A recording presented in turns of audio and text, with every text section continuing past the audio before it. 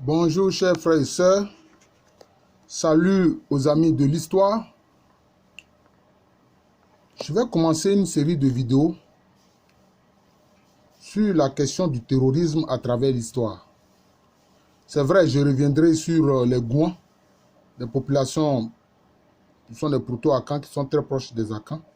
Je le ferai par la suite, mais je vais commencer déjà aujourd'hui cette série de vidéos sur le terrorisme. Alors, dans le mot terrorisme, il y a le mot terreur. Il s'agit donc d'un moyen par lequel on provoque une peur panique par des moyens d'une extrême violence. Par des moyens d'une extrême violence. C'est ça le terrorisme. Je dirais aussi que le terrorisme, c'est la poursuite d'une politique, d'une volonté de domination, d'une volonté d'atteindre un objectif politique en provoquant la peur chez ceux qu'on veut dominer. C'est ça le terrorisme. Mais aujourd'hui, quand on parle de terrorisme, les gens voient immédiatement les islamistes. Les islamistes qui se prétendent musulmans et qui posent des bombes, qui utilisent des moyens divers. On a vu les attentats du 11 septembre aux États-Unis. C'est ce que les gens ont en tête. Mais il faut savoir que le terrorisme a existé de tout temps. Parce que la guerre elle-même là contient les germes du terrorisme. Oui, la guerre contient les germes du terrorisme. Il y a eu des conquérants qui ont eu à faire des guerres en utilisant ce qu'on appelle la technique de la terre brûlée. C'est-à-dire qu'ils brûlent tout sur leur passage. Pour ne pas que peut-être les poursuivants ou les personnes qui veulent conquérir aient à manger pour les affamer. Donc, c'est ça le terrorisme. Évidemment, on va prendre quelques exemples pour illustrer ce que nous disons. Celui qui a inauguré les conquêtes mongoles. Alors, vous savez que les Mongols, ce sont des populations asiatiques qui sont dans un état actuel qu'on appelle la Mongolie extérieure.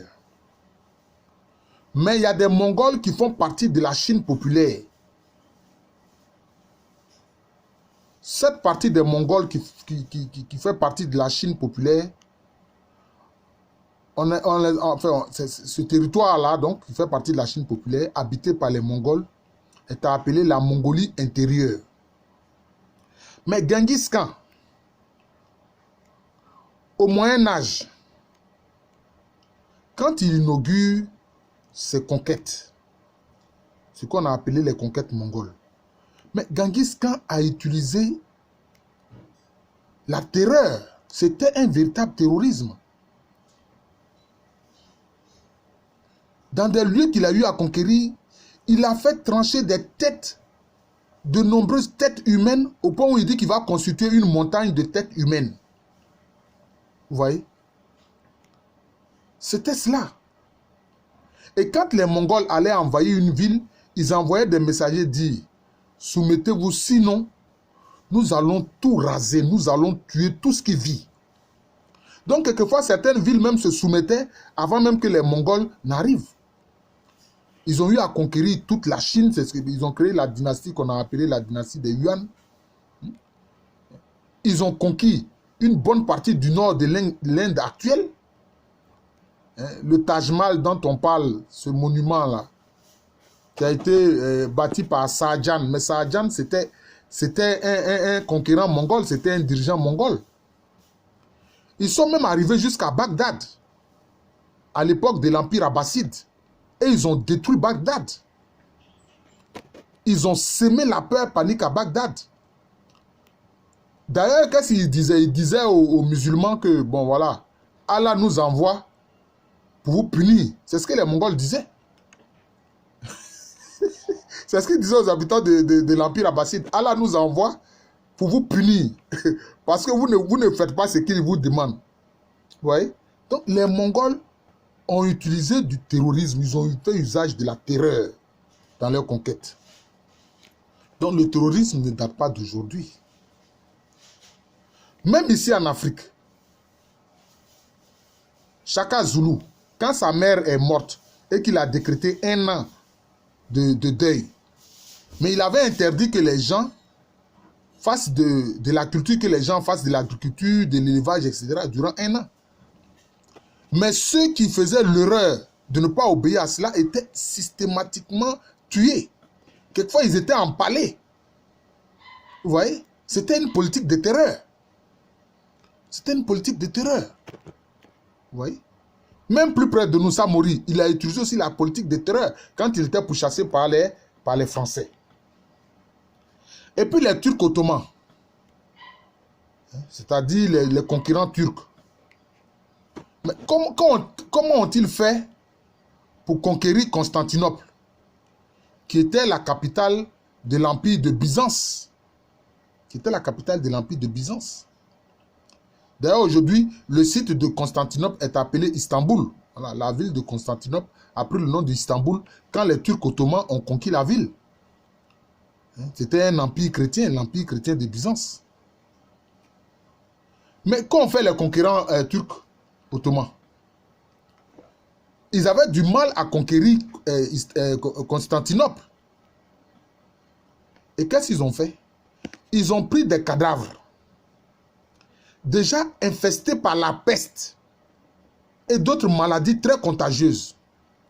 Et ils balançaient ces cadavres-là infectés par-dessus la muraille de la ville de Constantinople.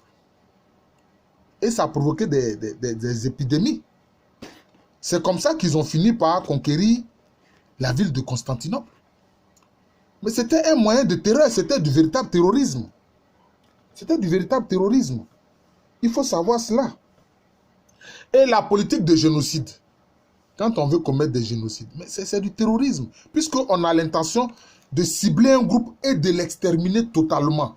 Mais c'est du génocide, c'est du terrorisme. C'est ce que les nazis ont fait contre les juifs. Mais ils ont fait cela aussi contre les gitans. Ils ont fait aussi cela contre les gitans. Ils ont fait aussi cela contre les gitans. Vous voyez? Quand les Italiens, avec le Duce Mussolini, Benito Mussolini, quand ils sont venus en Éthiopie dans le but de conquérir l'Éthiopie, parce qu'ils disaient qu'eux aussi ils voulaient avoir une colonie en Afrique. Mais qu'est-ce qu'ils ont fait?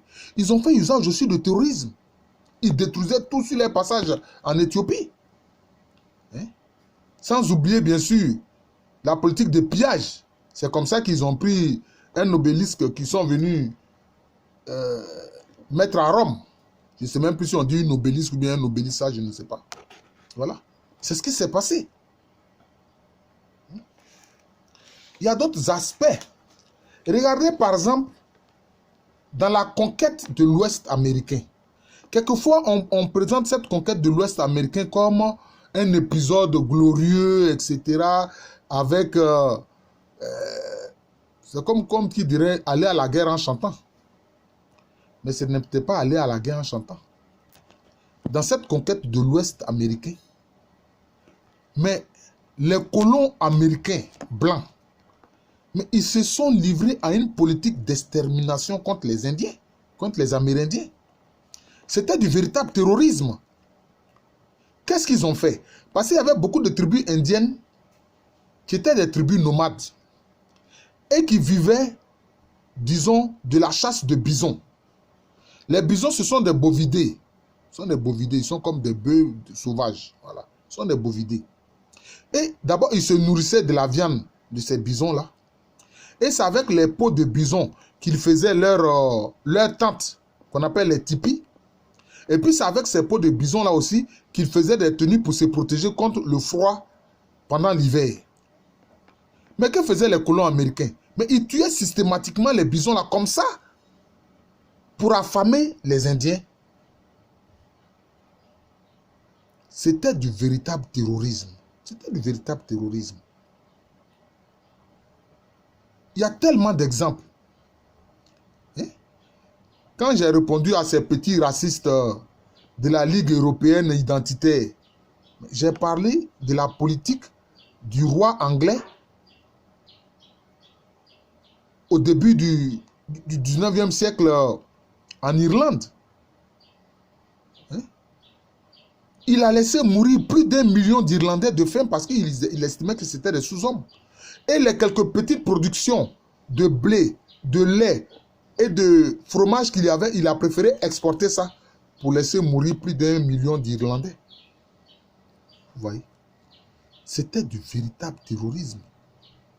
C'était du véritable terrorisme. Le Ku Klux Klan, ce groupe de racistes aux États-Unis qui voulait toujours maintenir les Noirs dans l'esclavage, ne pas permettre qu'ils soient des citoyens américains comme les autres. Mais eux aussi, ils ont utilisé du terrorisme. Et ce terrorisme-là, ça consistait à quoi? À pendre systématiquement les Noirs, à les pendre au bout d'une corde, haut et court. C'était une politique de terreur contre les Noirs. Maintenant, quand les Allemands, dans la conquête du sud-ouest africain, qu'on appelle aujourd'hui la Namibie, ont exterminé les Herero et les Nama parce qu'ils voulaient... C'était une politique de génocide. Ils ont ciblé les Herero et les Nama. Parce que ce n'est pas les seules ethnies qu'on trouve dans le sud-ouest africain. Voilà. Et les gens veulent faire des spéculations malsaines sur le nombre de Herero et de Nama qui ont été tués. Ils ont tué près de 800 000 Herero et plus de 100 000 Nama. Vous voyez. Je vais m'arrêter là. Il y a d'autres exemples sur le terrorisme dont j'aurai à parler. Parce que vous voyez, le terrorisme en fait est parti de conquérants, des fondateurs d'empires, des fondateurs de royaumes. Et puis, ça va aller au niveau des États. Bientôt, je vais insister sur le terrorisme des États. Et après le terrorisme des États, je vais en venir maintenant au terrorisme privé. Hein? Le terrorisme des islamistes, c'est un terrorisme privé parce que ce sont des organisations privées qui font ce terrorisme-là. Je vous remercie. Je suis le professeur Alou Kwame René, professeur titulaire d'histoire à l'université Félix Houphouët-Boigny, à Abidjan Cocody, en Côte d'Ivoire, en Afrique de l'Ouest. Merci encore et bonne journée à vous.